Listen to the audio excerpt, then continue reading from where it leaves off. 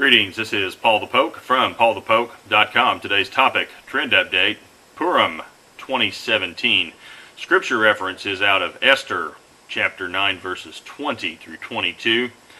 Then Mordecai recorded these events, and he sent letters to all the Jews who were in all the provinces of King Ahasuerus, both near and far, obliging them to celebrate the 14th day of the month Adar and the 15th day of the same month, annually. Because of those days the Jews rid themselves of their enemies, and it was a month which was turned for them from sorrow into gladness, and from mourning into a holiday, that they should make them days of feasting and rejoicing, and sending portions of food to one another and gifts to the poor. And so this is the decree for the celebration of the holiday of Purim.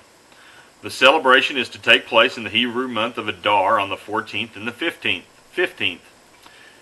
In the Gregorian year of 2017, that starts on Saturday, March 11th, and ends on the next day, March 12th, Sunday. Scripture tells us the holiday is to be celebrated every year. And so this is the setting of the story in the book of Esther. The events of the story took place from 483 to 473 BC. The location is Susa of the Persian Empire. This would be modern-day Iran. And Esther is a unique book in the Bible in that God's name is not written or used. Even though God's name is not seen, it's obvious who's in control of the events of the narrative. The book is a practical example of the Abrahamic covenant. Genesis 12, verse 3, "And I will bless those who bless you, and the one who curses you I will curse. And in you all the families of the earth will be blessed." And so I will bless those who bless you.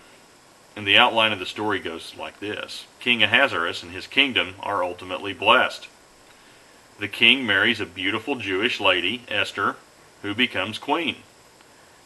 Esther's uncle Mordecai, a Jew, becomes a trusted voice to the king.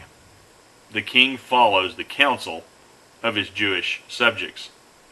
King Ahasuerus treated them well and positioned them in places of authority and favor.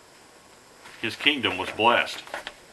And then on the flip side, the one who curses you I will curse.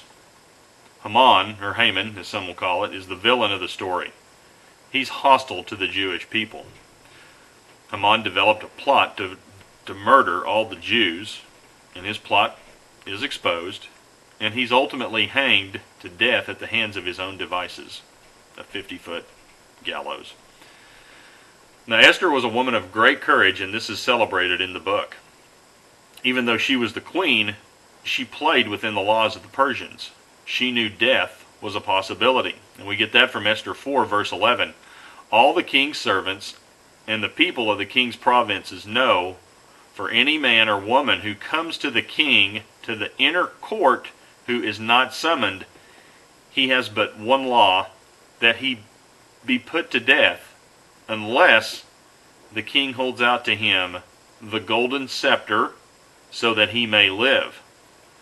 And I've not been summoned to come to the king for these 30 days.